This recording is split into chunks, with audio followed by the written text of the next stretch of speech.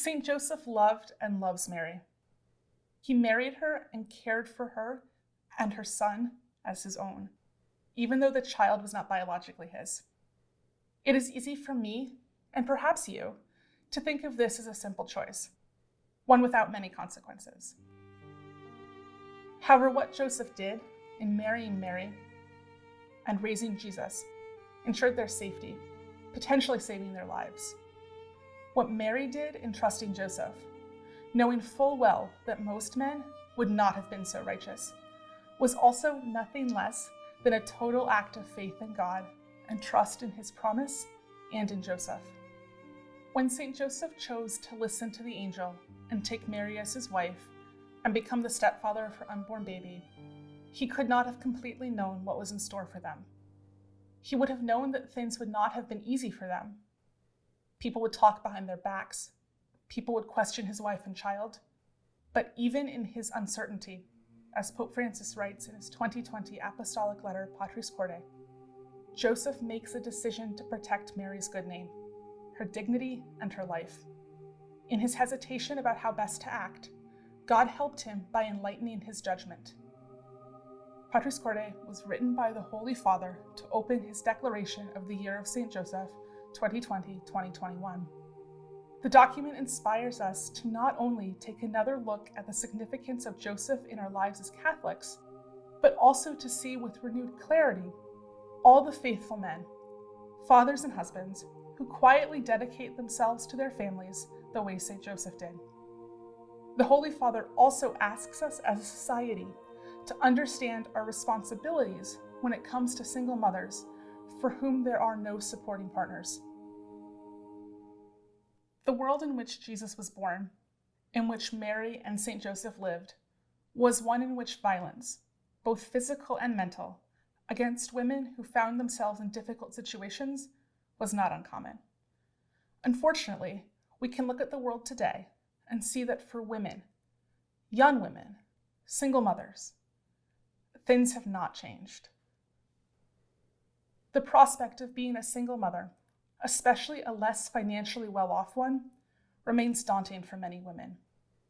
St. Joseph invites us into this world of single motherhood, to protect these women and their children, as he protected Mary and Jesus. If I'm being honest, sometimes it seems to me that we focus a lot of our public time and energy working to end abortion, which is a good and noble thing, but the work of caring for mothers who choose life is left to be done quietly, away from the public spotlight, away from financial and emotional support from a caring partner or family.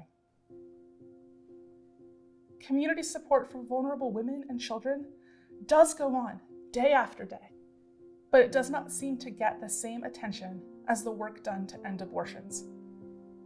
Yet we know that women who feel supported physically, emotionally, and spiritually are much more likely to choose life and to have a higher quality of life than those who feel abandoned and those who feel that they have no choice but to abort their child. Research tells us that poverty is one of the leading indicators as to whether a woman chooses to abort her child or not. So we know that if we want to protect the unborn, we need to protect and provide for the mother, just as St. Joseph did. Pope Francis writes, "Often in life, things happen whose meaning we do not understand. Our first reaction is frequently one of disappointment and rebellion.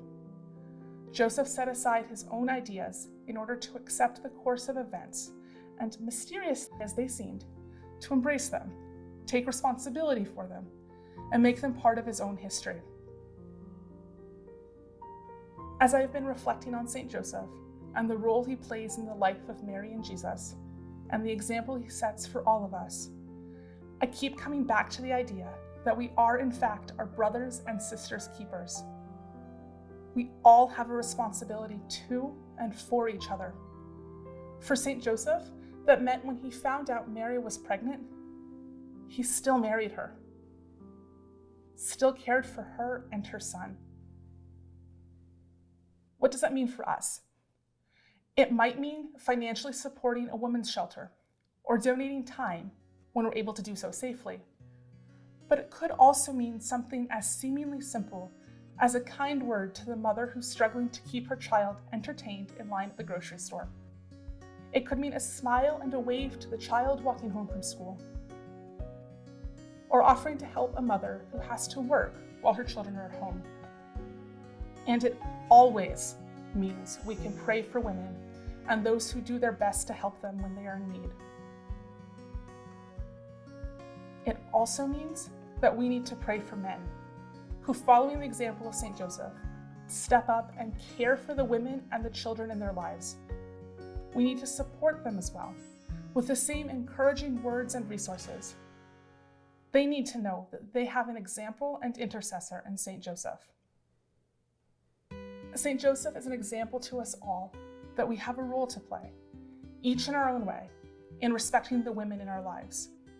He is there to show us that it is not in the flashy gifts or acts that we show respect, but in the daily examples of service and love. He reminds us that to love Jesus and to care for Jesus means caring for his mother as well. And that is something that we can all work toward in our own way, helping mothers and their families feel loved, respected, and supported, just as St. Joseph did and does.